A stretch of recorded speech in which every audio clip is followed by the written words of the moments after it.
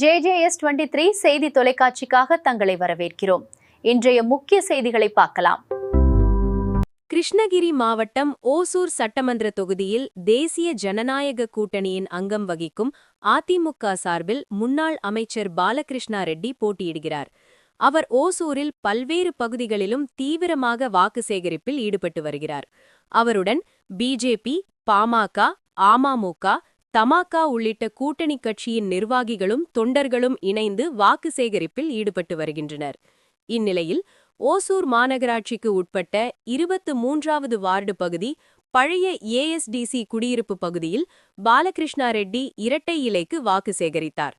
முன்னதாக அந்த பகுதிக்கு வந்த அவருக்கு பொதுமக்கள் சார்பில் பட்டாசுகள் வெடித்து உற்சாக வரவேற்பு அளிக்கப்பட்டது. பெண்கள் அவருக்கு ஆரத்தி எடுத்து பிரம்மாண்ட மாலைகள் அணிவித்து வாழ்த்துக்களை தெரிவித்தனர்.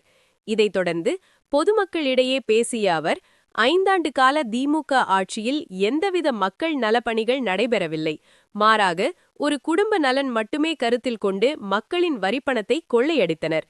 எனவே இப்படிப்பட்ட திமுக ஆட்சியை விரைவில் வீட்டுக்கு அனுப்ப மக்கள் முடிவு செய்துவிட்ட நிலையில் வரும் 23ஆம் தேதி மக்கள் அனைவரும் தனக்கு ஆதரவு அளிக்க வேண்டும் எனவும் அதற்காக இரட்டை இலை சின்னத்தில் வாக்களிக்க வேண்டும் எனவும் அப்போது அவர் வேண்டுகோள் விடுத்தார்.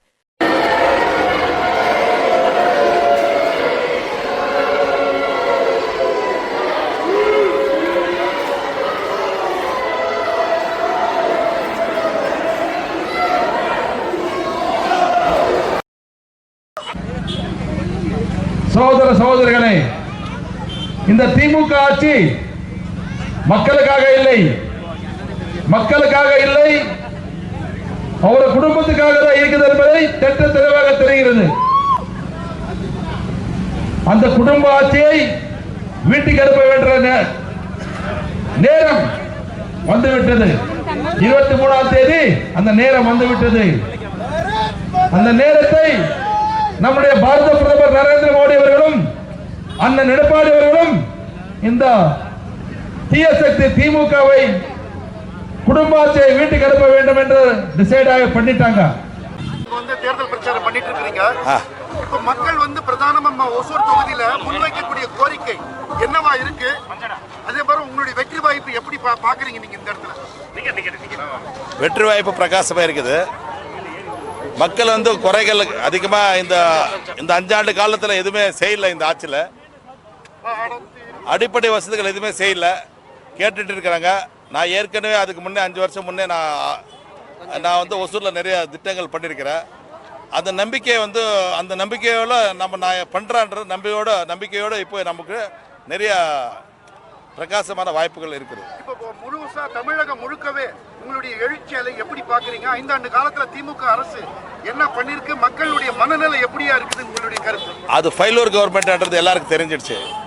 உங்களுக்கு நல்லா தெரியும் இந்த ஆட்சியில் நடந்தது என்னன்னா, போதைப் பொருட்களை அதிகமாக வித்த மாநிலம் தமிழகம். அதே மாதிரி அதிகமான கொலைகள் நடைபெற்ற மாநிலம் தமிழகம். அதே மாதிரி பாலியல் தொல்லை வன்கொடுமைகள் நடந்த மாநிலம் தமிழகம். அதிகமான கடன் செய்த மாநிலம் தமிழகம். அதிகமாக ஊழல் செய்தது தமிழகம். இந்த இதில் பார்க்கும்போது தமிழகம் அதிகமாக டாஸ்மாக் சேல்ஸில் அதிகமாக முன்னேறினது தமிழகம். இதெல்லாம் பார்க்கும்போது எதில் அவங்க சக்ஸஸ் ஆனது பாருங்கள், ஃபெயிலியர் தான். வெற்றி வாய்ப்பு இந்த தமிழகத்தில் மீண்டும் யாருடைய ஆட்சி அமையும் நீங்க உறுதிப்பட தெரிவிக்கிறீங்க? 170 150 சொல்லிட்டு இருக்காங்க. 200 சீட்டுக்கு மேல அண்ணன் எடப்பாடி அவர்கள் ஜெயிப்பார் கண்டிப்பா.